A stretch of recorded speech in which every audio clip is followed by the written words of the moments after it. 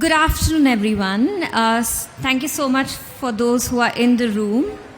If you're staying, we'd love for you to move up a little and grab a chair.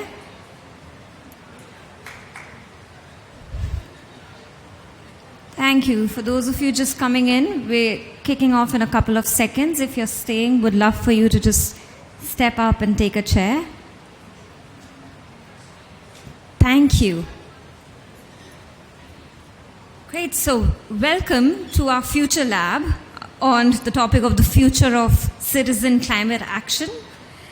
For those of you who haven't attended any of our Future Labs so far over the last 8 to 10 days at COP, the idea behind doing these labs was just a space for different stakeholders to come together, pause, reflect, hear about what people are doing, but with a focus on what does it look like in 2050? So really future forward thinking. And that's what we are here today to talk about on what does the future of citizen action around climate change look like. This Future Lab today is a space for us to reimagine and shape the future of grassroots citizen action and movement with a special focus on Global South, especially because of where we are, and also focus on communities that have been marginalized and out of these conversations and spaces for the longest time. Today in this lab, we will be showcasing examples of what some different stakeholders are doing in this space, talk about campaigns as well, and also think about the way that we can challenge the status quo and bring different perspectives from all of you in the room to see how we can scale some of this going forward. With that, I'd love for you to turn to the person next to you. So grab somebody. If you know that person, then just please get up. We'll burn some of our calories post-lunch. Grab somebody who you've never met before. Introduce yourself. Share a little bit about what you do, where you come from. And then the question is, if I can get the next slide, please. What is the one solution that you, as an individual in the roles that you're playing, what is the one solution you have for enhancing citizen action to address climate change? So what is that one big idea that you're thinking of that you'd want it to become a reality? And we'll just spend a couple of minutes sharing that with each other. For those of you just walking in, please grab a seat, find somebody you've never spoken with before, and this is the question that's up on the screen that we're just spending a couple of minutes talking about.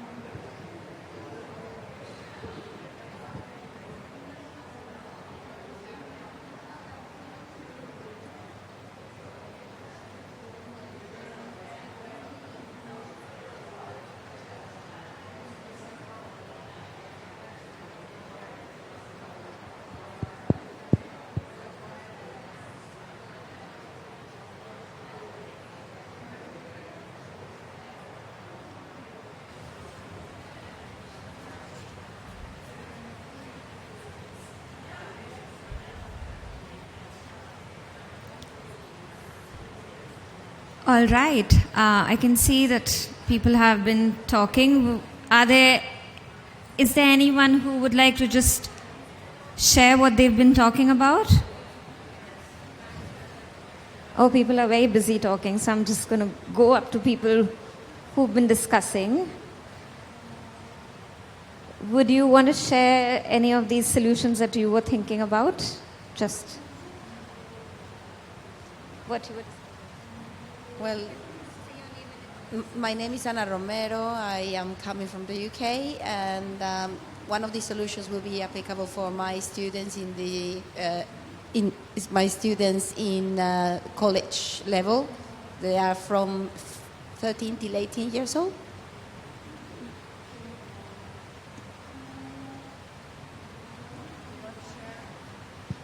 Yeah, we were thinking about incorporating citizen action into the school curriculum from kindergarten, not in a way that is very structured or institutional, but so that children learn all the different ways of participation that exist, and also movement building. All right, so I think I can already see two of you need to connect, just different levels of education. Well, this kind of connects too. I think my citizen action skill is climate storytelling, and especially training students of all ages to share their personal experiences with climate change and use that to compel government action from elected leaders. Anybody else?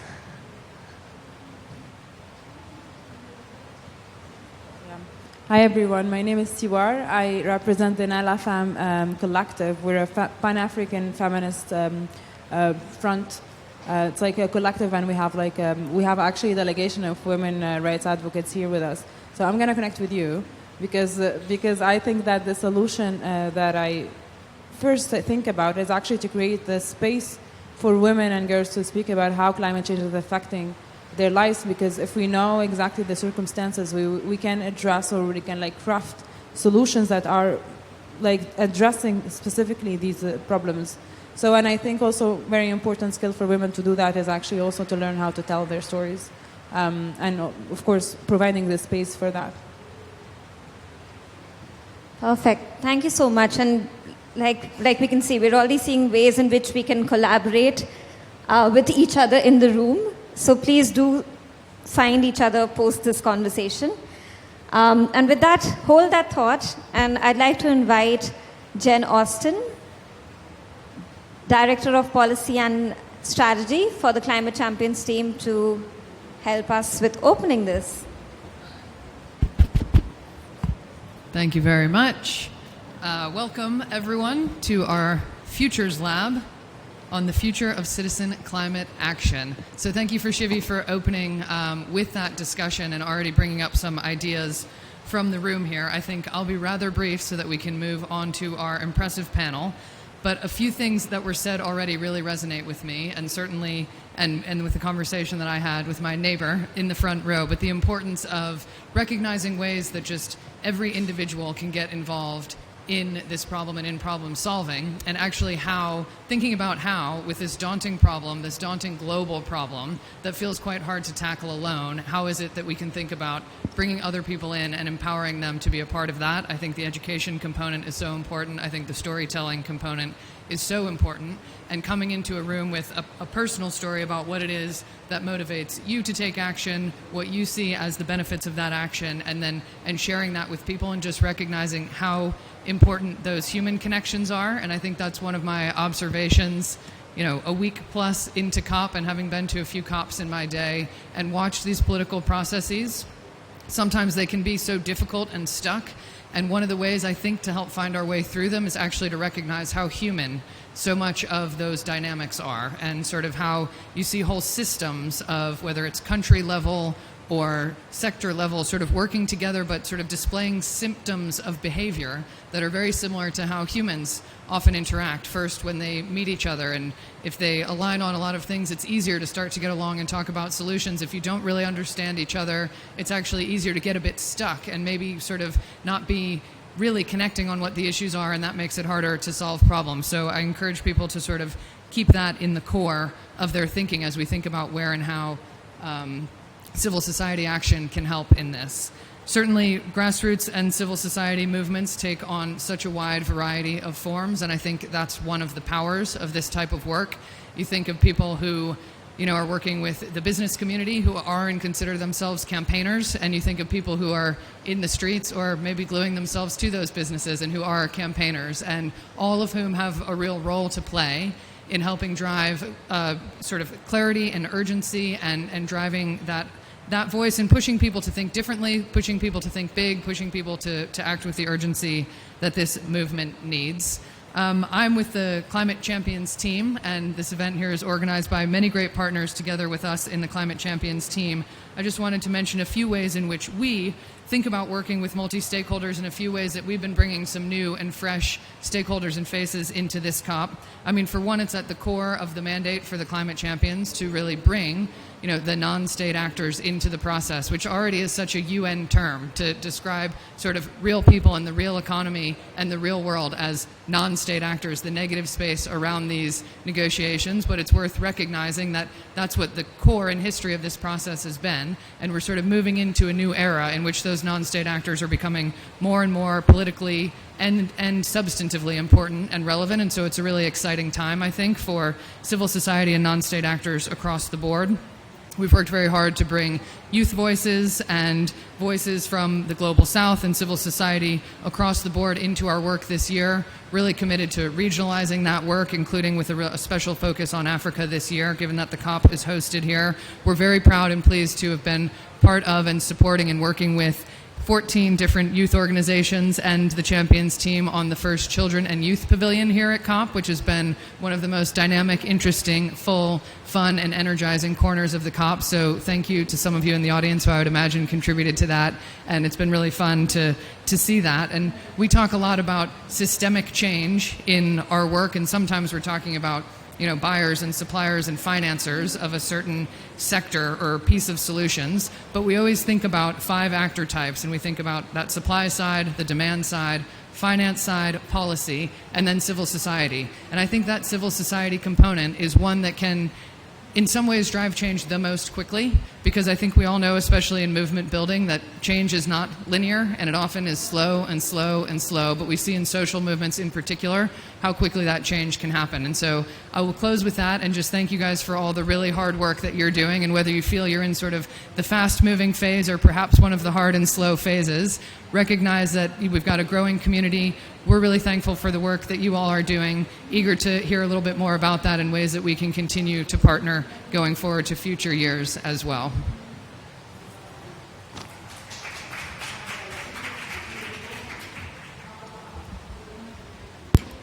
Thank you so much, Jen. And now I'd love to invite Disha Ravi, a climate justice activist from India. And I think all of you are already quite familiar with Disha, but I'd love for her to come in and just help us frame what we're talking about from her role and what she's passionate about in the climate space.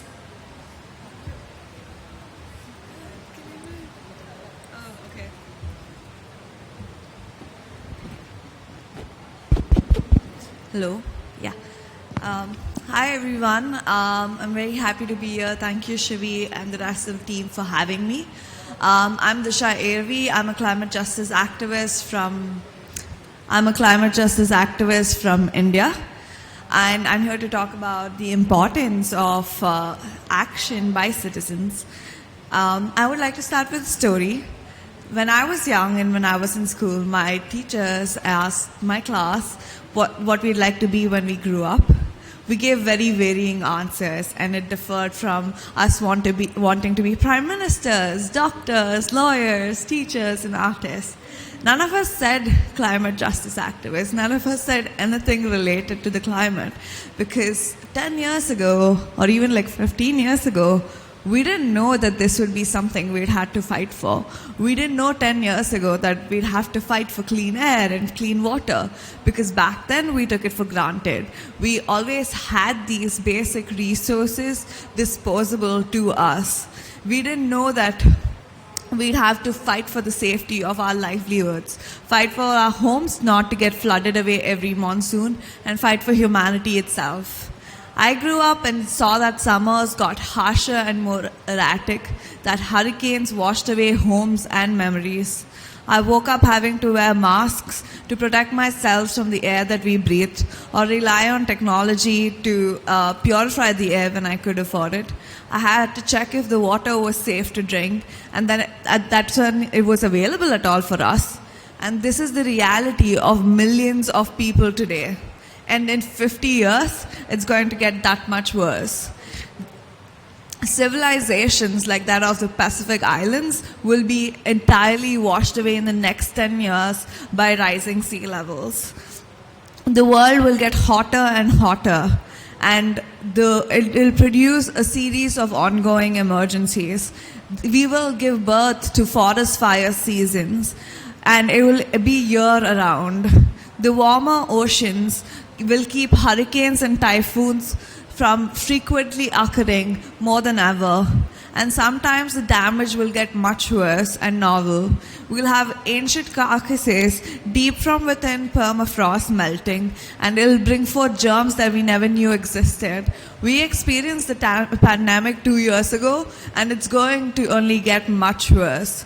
We are going to experience what it's like to live in a 2 degrees warmer temperature. And this may feel like small percentage of increase, but this 0.5 degrees of difference is where the global south lives and dies. The earth is going to revolt against us for the mistakes that the 1% who plundered our homes for. But we still have hope. We have to actively work together to mitigate this crisis. We may not have caused the climate crisis, but we do have a responsibility to act on fixing the earth. We as citizens need to unite and hold those who are accountable for this mess. We all need to do this through art, through music, through writing, through technology, through businesses and innovation. We need to hold each other while we also hold each other accountable. We need resources and we need support. But most of all, we need political will from world leaders to acknowledge the severity of the crisis and act on it. Because we need to build a community that knows how to coexist not just with each other, but also the inhabitants of our planet and nature itself. We need to defeat the pillars of injustice like colonization, like imperialism, and like capitalism that brought us to this phase in the first place. And we can do this through love. And we need to do this through love and through community for ourselves and for our planet. Thank you.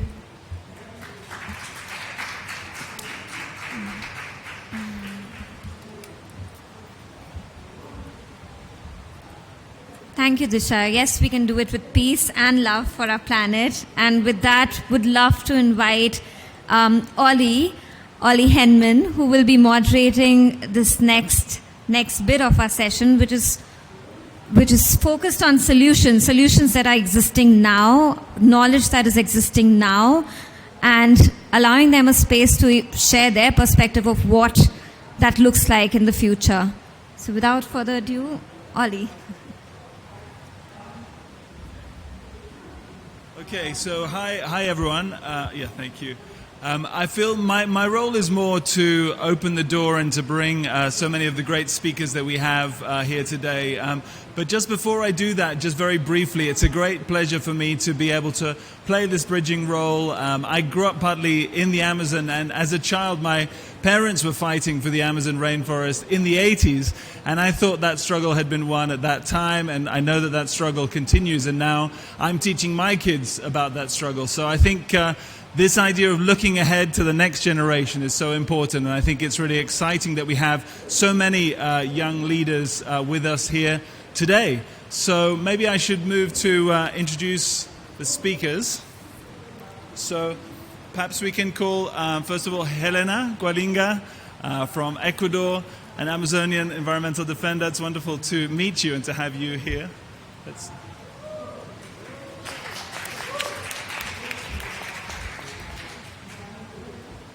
Next, we have Emilia, who many of you will know, who's sitting right here at the front, a powerhouse on the financing for development side. Emilia, Equidad de Género from Mexico. Gracias. Next, we have Halima Nyota Anguria, gender champion from Kenya. Welcome, Halima. And finally, many of you will know, of course, Avaaz, a fantastic campaigning organization, and we have Pascal Vollenweider from Avaaz. Come on up, Pascal.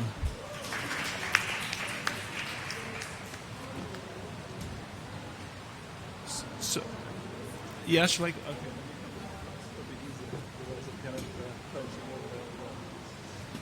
Okay.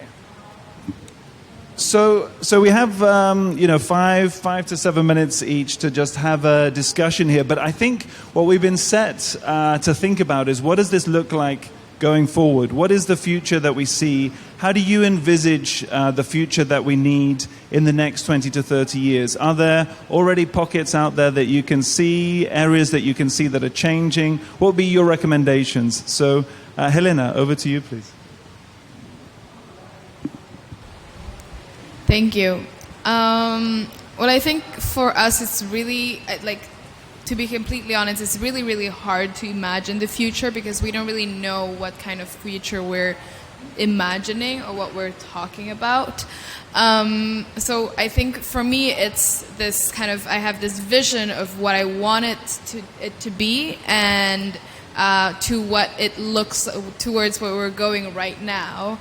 And specifically for the Amazon, I think we have identified so many issues today that will multiply in the next 10, 20, 30 years with, social inequalities, with the climate change.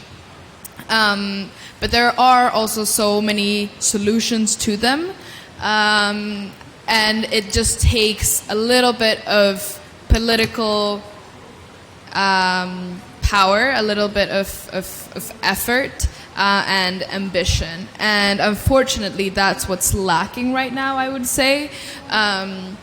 If there would be enough political will, I think we would be able to change the entire system around very, very quickly. I think we're completely capable of that.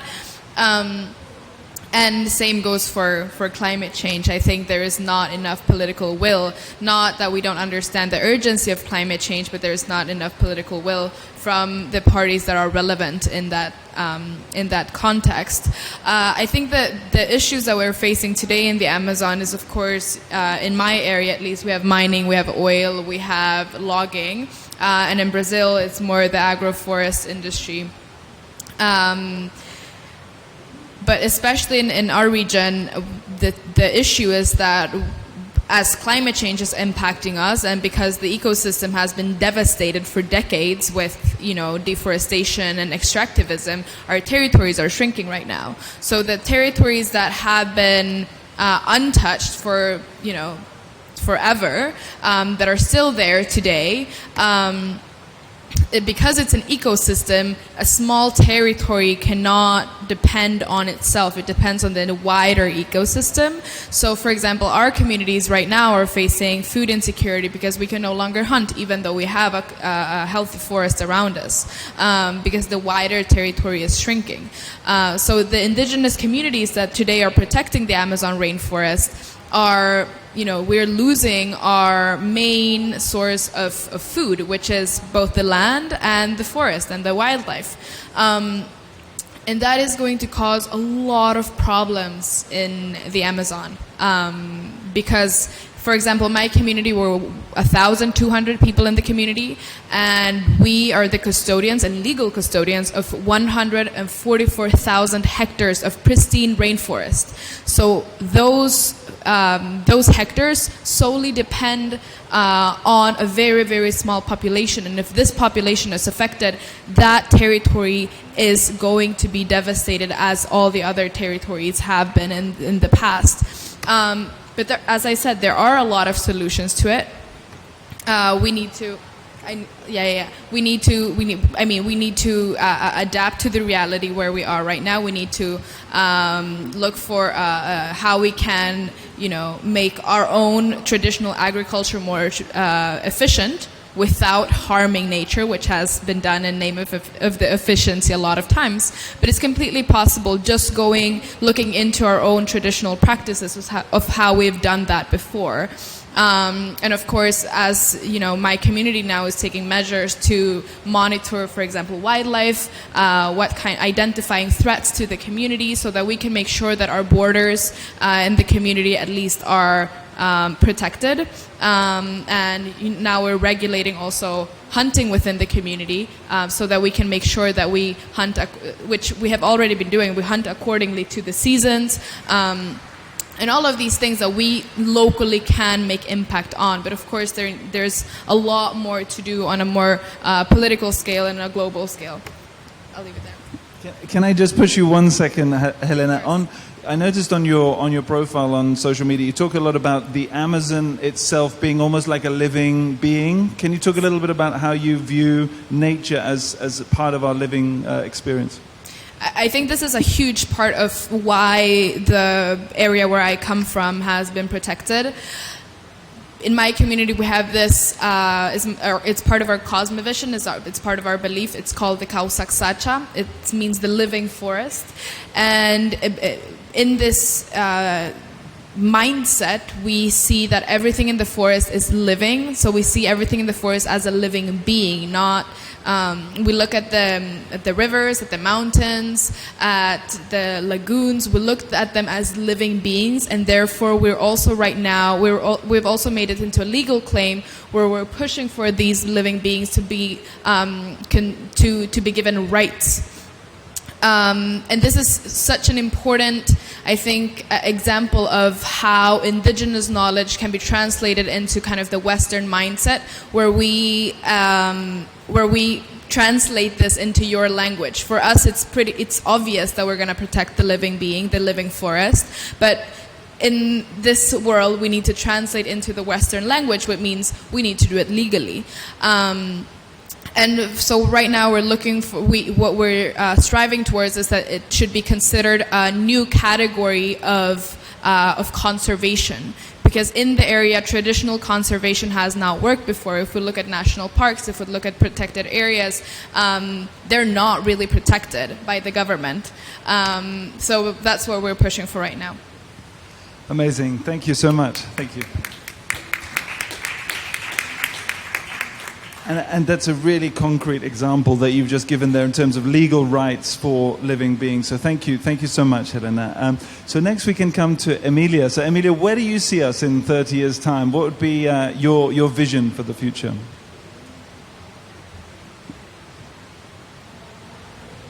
Yes, thank you. I just want to say how grateful I am to be in this panel. Thank you for inviting me, and also want to thank Disha and Helena for their powerful message.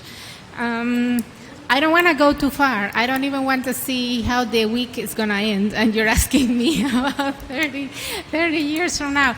No, but let me tell you, I am the co-convener of the Women's Working Group on Financing for Development, and I believe in cross-movement mobilization. I don't think that individually or even a single movement alone is going to be able to mobilize for the systemic challenge that we have ahead of us. So I really believe that this panel is calling us for engaging in a notion of citizenship that goes beyond our isolated efforts and really goes into how we can mobilize and engage and also understand the complexities of the challenges that are ahead.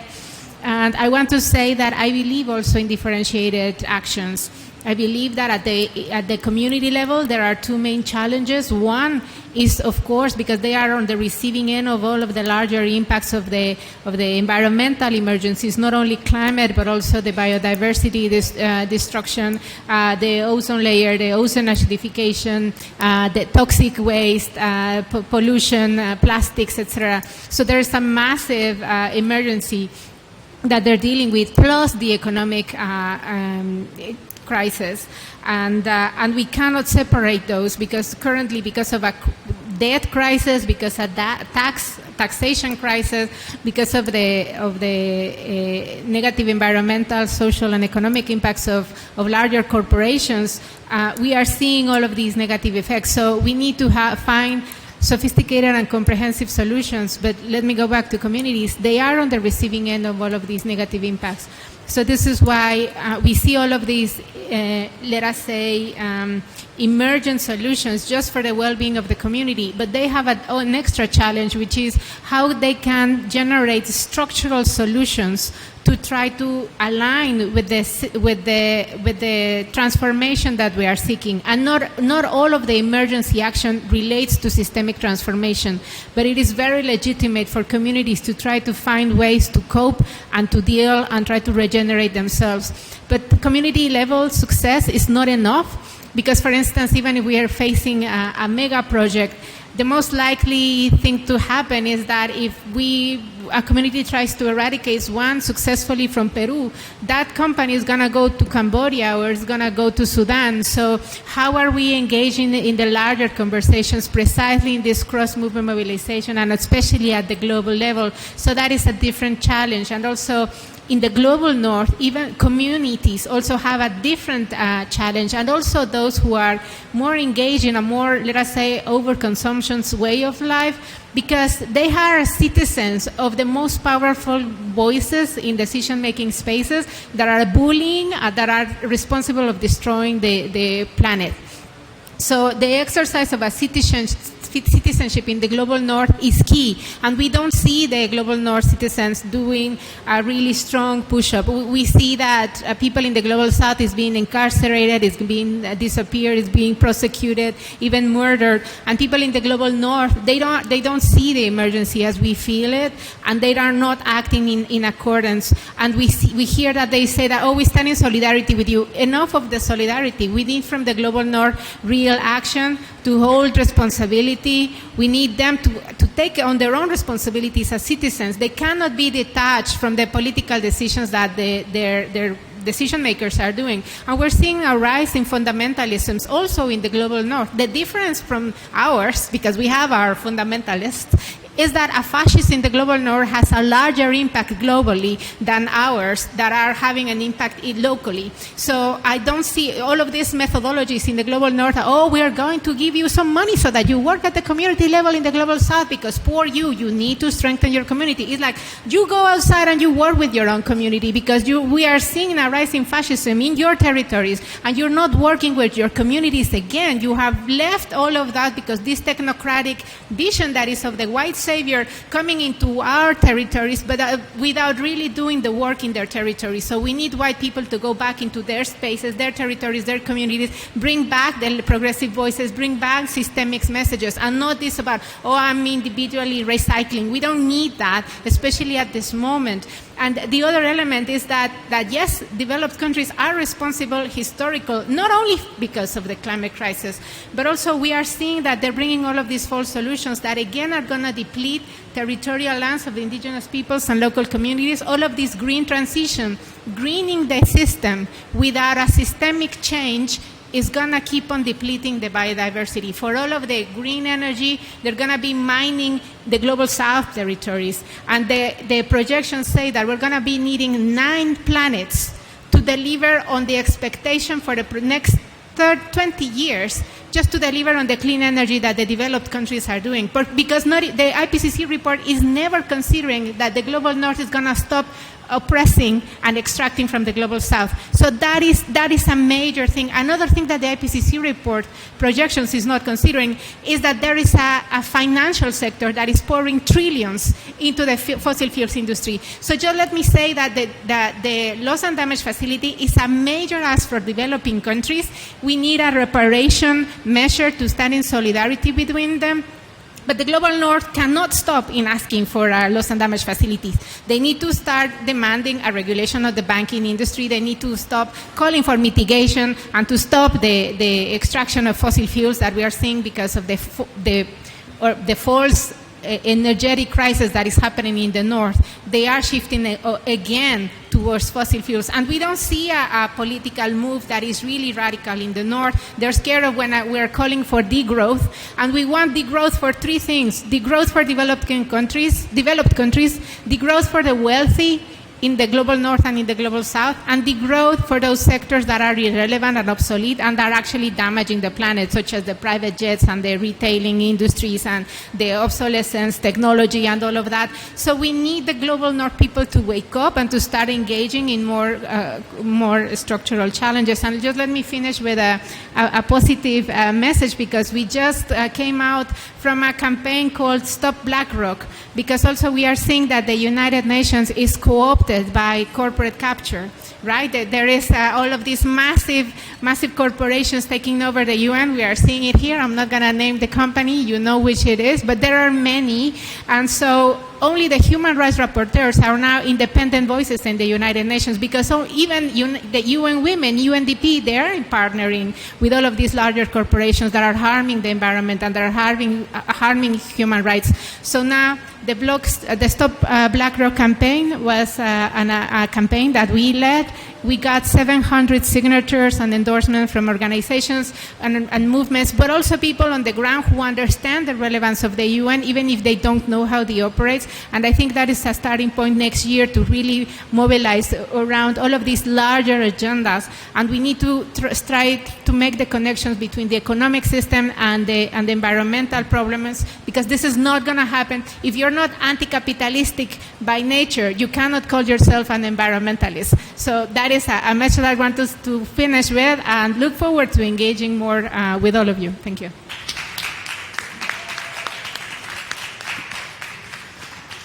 Gracias, Emilia. Yeah, very, very strong messages. And I think it's particularly strong what you highlighted for those who live in the global north, the behavior changes that are needed in order to change consumption patterns, absolutely essential for that future that we want. So thank you so much. So now we move on to Halima. And Halima, you have great experience in terms of gender campaigning in Kenya. And you're also going to talk to us about a new way to raise the voices directly from different communities through this platform, Zovu. Over to you, Halima. Okay. As you've heard, my name is Halima. And right now we are talking about the future of climate change or climate action. But we cannot speak about the future without clearly understanding what is facing us, what is eating us as a continent or as a world. What is happening right now is we have not made climate change a matter of urgency.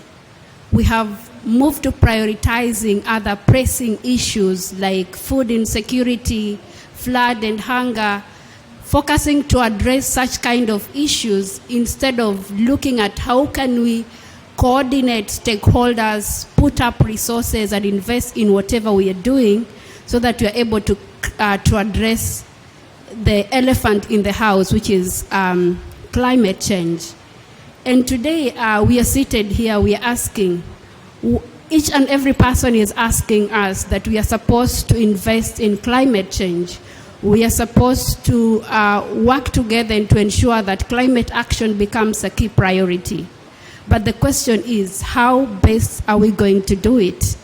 And today I'm sitting here as a grassroots activist who is looking at how can we ensure that the voices of grassroots communities and local people who are also, most of the time, are the one affected by climate change. Most of them are the one who bear the consequences of climate change. And whatever they are doing, most of the time goes unrecognized, unheard.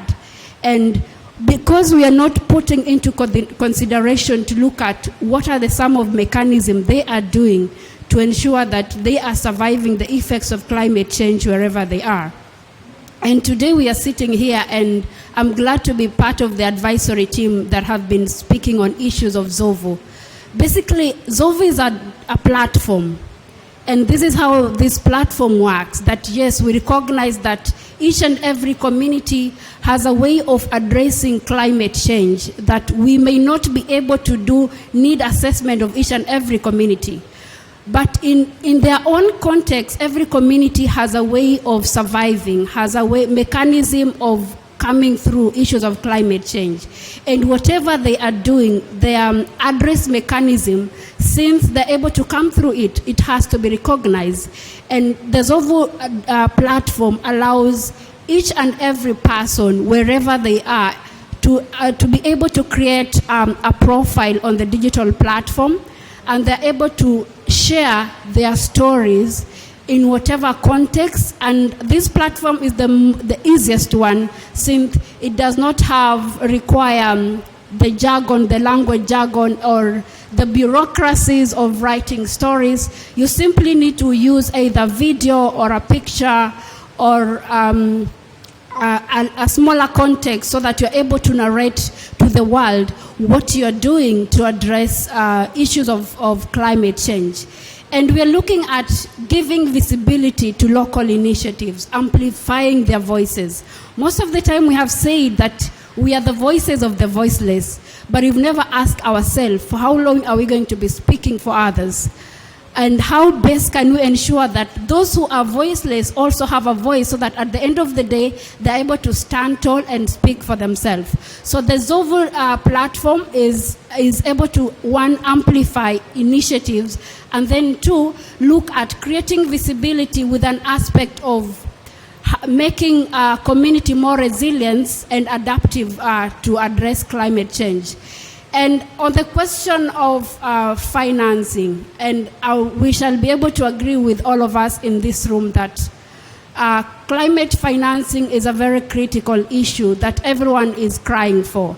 And the people from the global south, and especially for the local initiatives, will be able to agree that the bureaucracies that comes for you to access financing has been a barrier in itself to be able to effectively and strategically address climate change.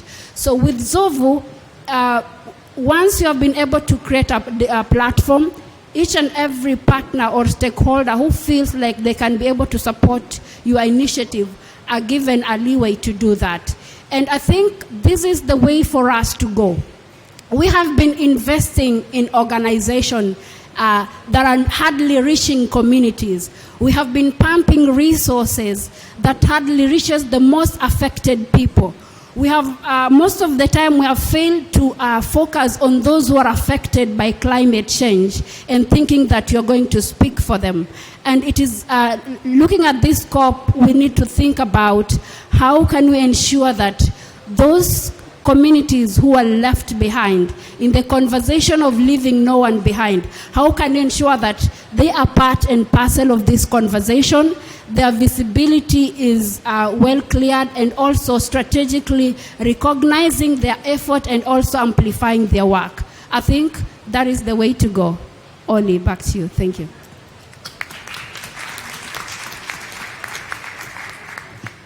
Thank you so much, Halima, and thank you for being so clear in terms of that explanation. And for anyone who's interested, we do have a launch event of Zovu tomorrow in the SDG Pavilion at 1:30, so there'll be a chance to follow up in more detail on that platform. So the final speaker now, Pascal, you have the unenviable task to bring this together, and of course, as Avaaz, you have a huge reach. Where do you see the future of citizen action over the next 20 to 30 years? Well, thank you, and thank you everyone that were speaking so eloquently before me. I mean, I see a lot of potential, and of course, 2022, we're looking to 2050. I have no idea what the future in 2050 looks like. I can only dream about that future that I want to create.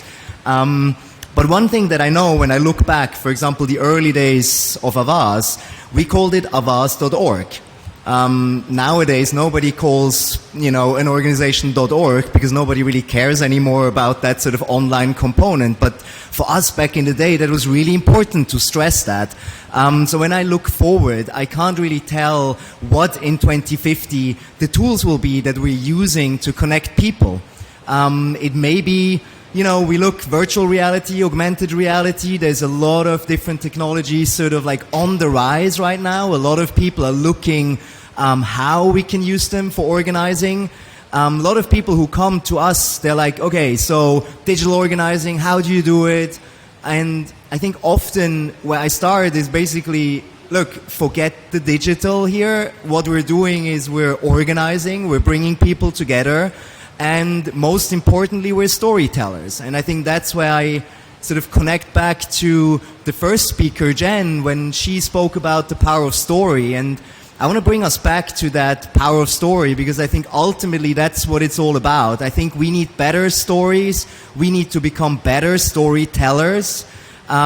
We need to be able to draw and design and sort of create a imagination in people's minds of where we're going. We want to create a vision of tomorrow that is exciting, that gets everyone sort of on board, and that allows us to move forward.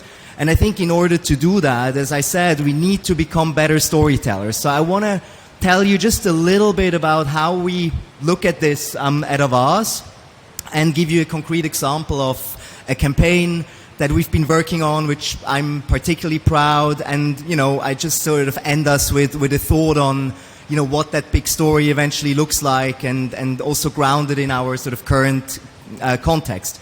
So at Avaaz, we're looking at what we call crisisunities. There is these moments of crisis and opportunity, decision-making moments. The COP is one of those. It's potentially a huge crisis, but it's also an opportunity. So it's sort of up to us as campaigners to paint the picture of what the action and like what the action looks like in order to influence that decision-making moment. And I think as campaigners, we spend a lot of time in telling the story of, you know, what we want to see, what the change needs to be, but we often forget that what's really important is the theory of change. How do we get there?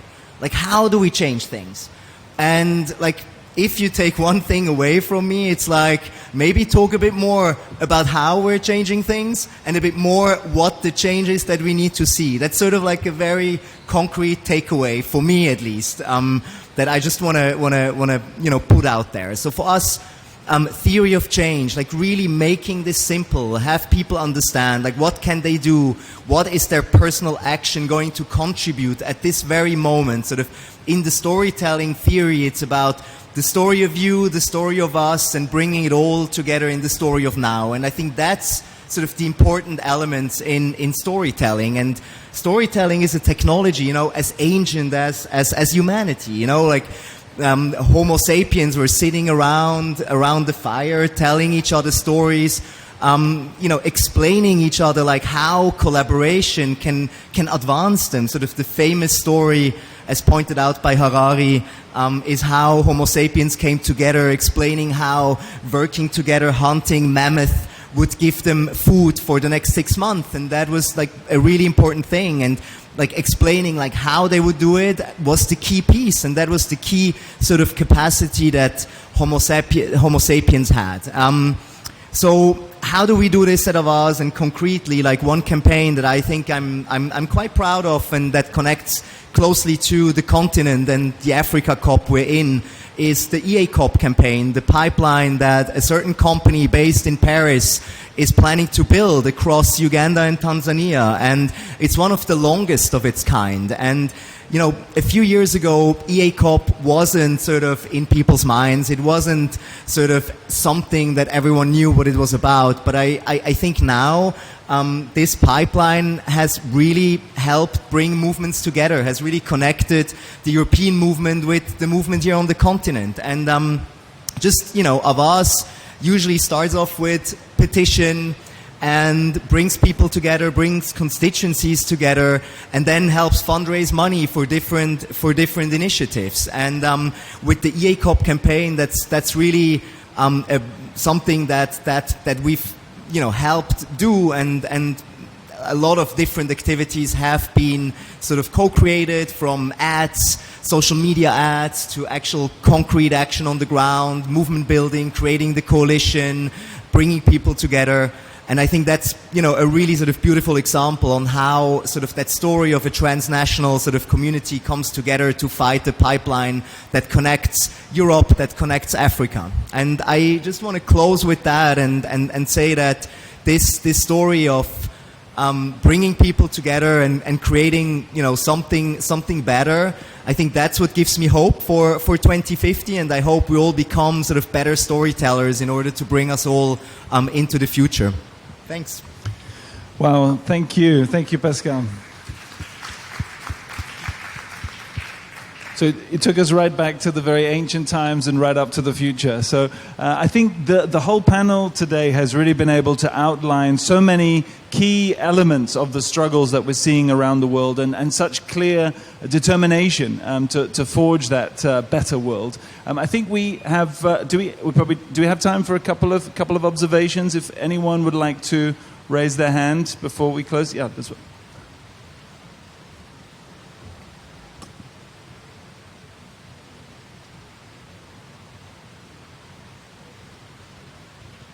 How can everyday people in the global north support indigenous resistance in the global south?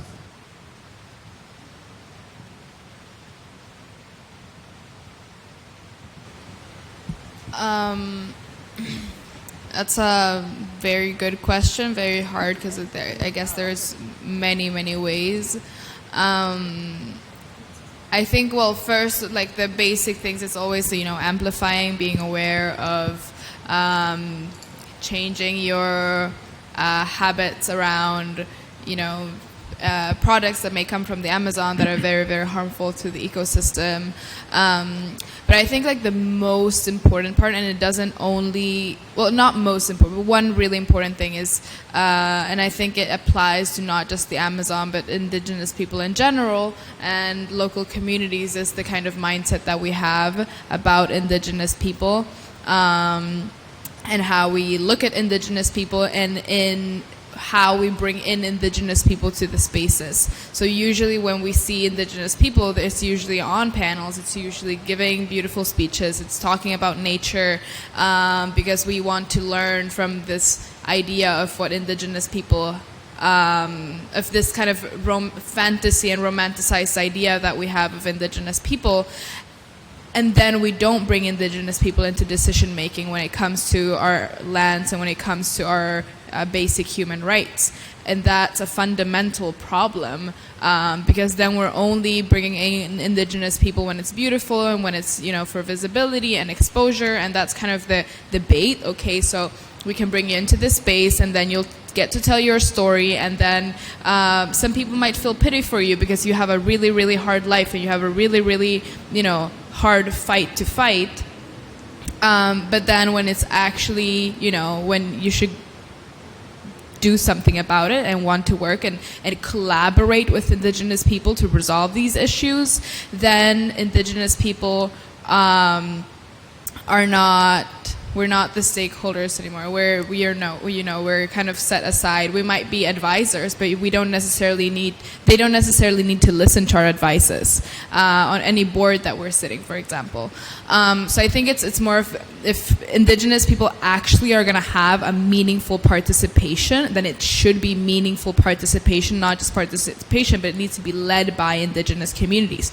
And that the negotiations or politics and projects being led by indigenous communities, that can look something completely different than what your mindset is used to doing. So accepting and giving space for that kind of growth, and how do we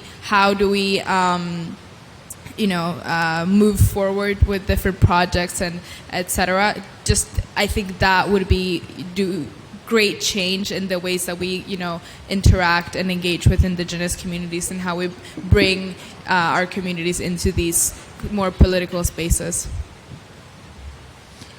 Thank you again. Thank you, Helena. It's really essential that we can find ways to show that solidarity and to genuinely